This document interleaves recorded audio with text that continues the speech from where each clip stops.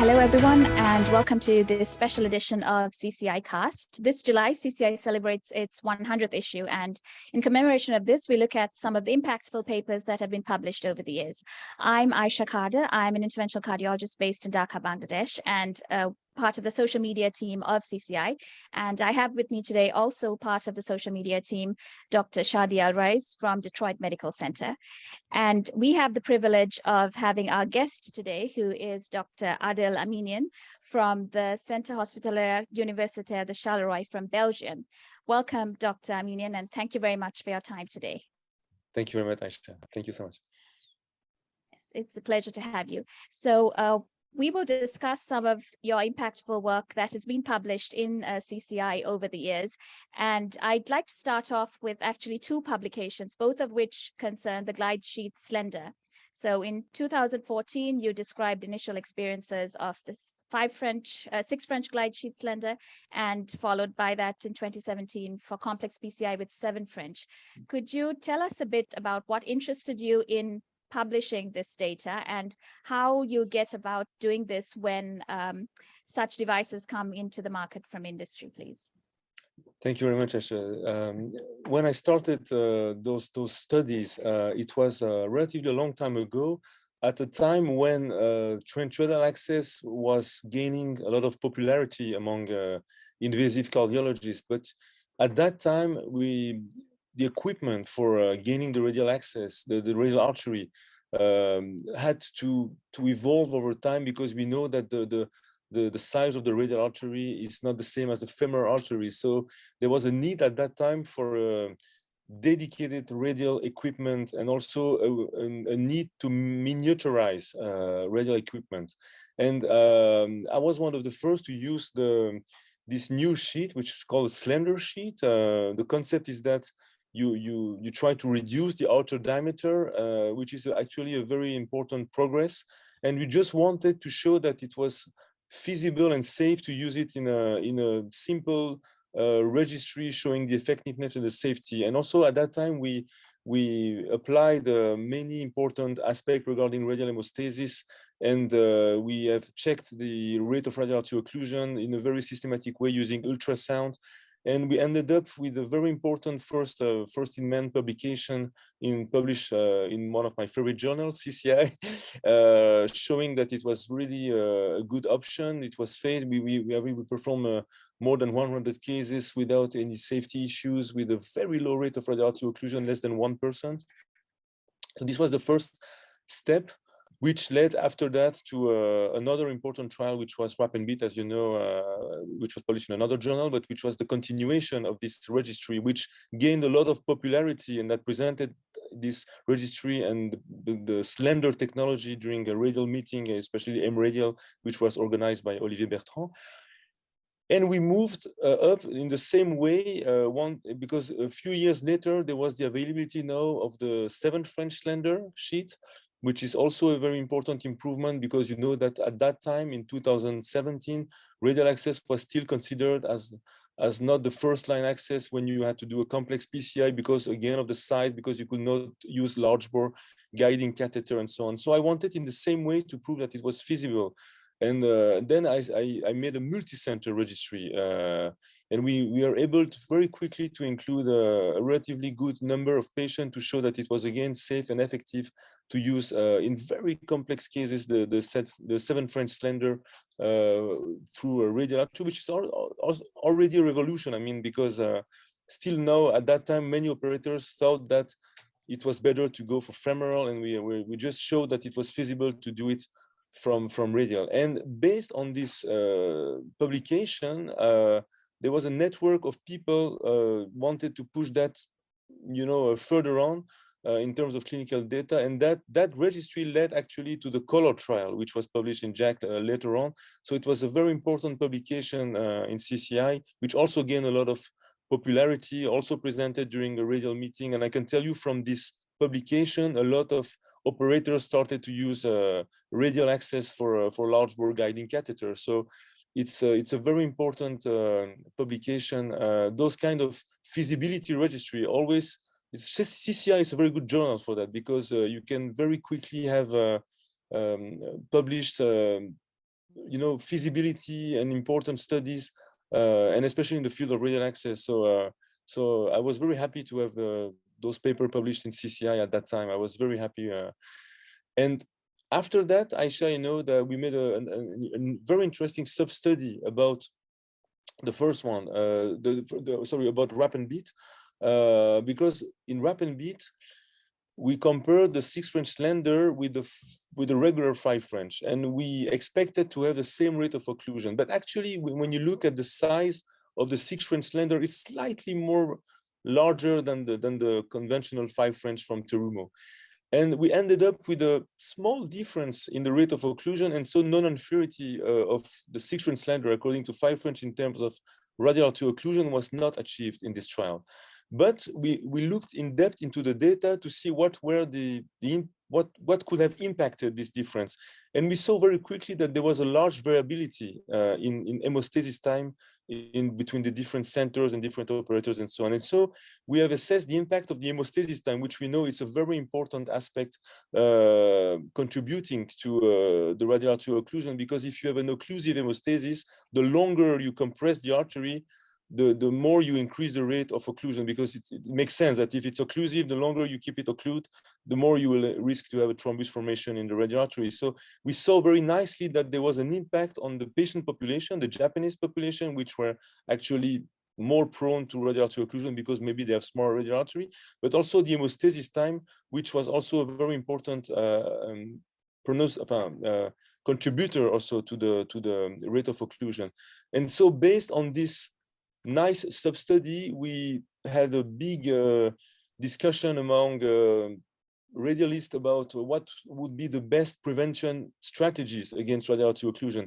And from this sub-study and many other many other studies dealing with radial hemostasis, we ended up with a nice consensus document published in JACC Intervention regarding best preventive measures against radial arterial occlusion. So you see that every publication, whatever is the journal, has a link, create a link between investigators and also build up a kind of network aiming at improving the safety of trench radial access. So I mean, I'm very proud to have those papers published in CCI, and those papers have led to many other important trials. So they are very important. I mean, they are not just single registry. They really pushed the evidence forward by creating network of people assessing other questions or prolonging questions that were put into the arena by those studies. So thank you, Dr. Aminian. I just have a question for you. Did you have a special protocol in terms of pharmacology for the long sheath compared to the short sheath? I don't have a specific protocol. I mean, I try to be systematic and try not to have a big variation between. So I use personally short sheath, but I know that. Or nitroglycerin. Did you have any special? I always when I inject when I place the sheet, I always inject a cocktail of nitroglycerin and also calcium channel blockers in all patients. Yeah. Well, any heparin or anticoagulation? Anticoagulation, I give 5,000 units of heparin in all patients, and I try to keep the coagulation level ACT above 250 in all patients especially if I have to do a PCI. Yeah, but so 5,000 units of heparin in all patients, and some people recommend even 100 units per kilo, but for me 5,000 units it works for almost all patients. Yeah, the reason I'm bringing this point is, like, even with a bigger sheath, you did not change your practice. Compare 5 French or 6 French, slender, or the regular 𝖁𝖓𝖏𝖃 sheath. You kept the same protocol, did not change, and still have the same occlusion rate. Yeah, yeah. It's important what you say, because one of the main paper published regarding patent hemostasis was in CCI, the PROPHET trial. So again, CCI has contributed to, I mean, probably one of the most important papers in the field of trench radial access. So we will be having a discussion on PROPHET as well in an upcoming episode. To circle back to 𝖁𝖓𝖏𝖃, actually, so the Japanese findings in the Japanese subset, that was not pre-specified. It's that something you observed in the course of 𝖁𝖓𝖏𝖃?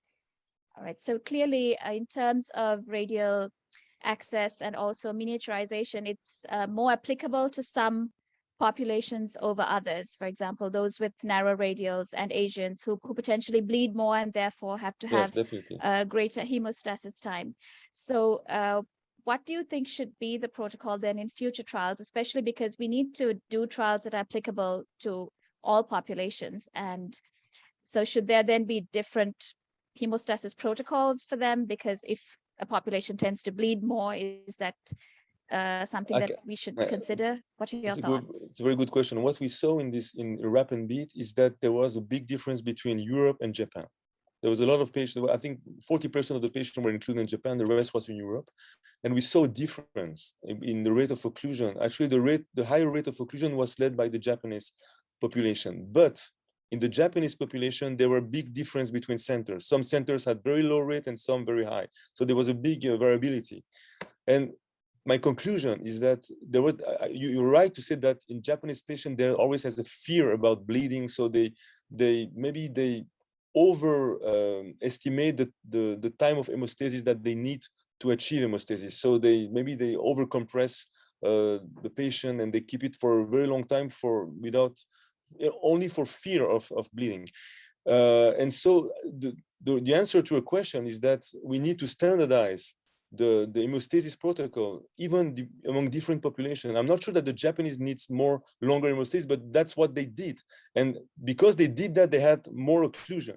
So that was a big lesson from this trial. And so now they have decreased, based on what we published, they have decreased their hemostasis time to now something close to 2 hours, because they know that 6 hours is not good for the patients. So from each finding, you can adapt your hemostasis protocol. I will not change the hemostasis protocol according to different countries. I mean, I don't think that you bleed more or maybe if it's more, you can still adapt and try to decrease your hemostasis time. So that was one of the big lessons from this sub-study. I mean, it was very important regarding the hemostasis time. And the impact of sheet size was even bigger. For example, the highest rate of occlusion was with the 6 French slender with the longest hemostasis time. So that was also a nice figure that we put in the manuscript. Absolutely. I like what you said about how one finding leads to the other, and it's perhaps why the Japanese have also now spearhead the slender PCI movement globally, which the rest of the world is trying to adapt to. So in keeping with that, perhaps maybe I could ask you, what do you see as the future in terms of downsizing and miniaturization? I mean, sheets are just one aspect of slender PCI. What do you see in terms of the future in other aspects? So good question. I mean, the slender sheets it's a very important improvement. I mean, you can also, some people, operators are also using a lot sheetless. So this is a different technique.